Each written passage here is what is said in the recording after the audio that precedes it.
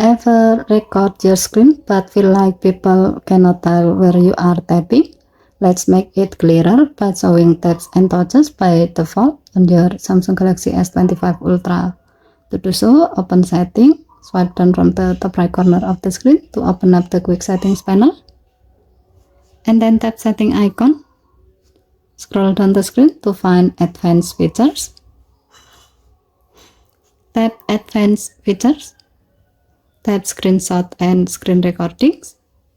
Scroll down the screen. Under Screen Recording section, turn on Show Taps and Touches. From now on, whenever you record your screen, your taps will show as a small circle, making it easier for anyone watching to follow along.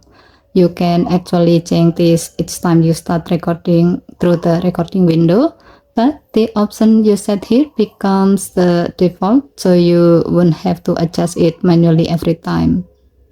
As a note, if you want to customize the size or color of the tap indicator, you can go to the accessibility menu, vision enhancement, pointer size and color, and then you can pick the size and color that work best for your videos. Okay, thank you for watching. Please help to like and subscribe. Have a nice day.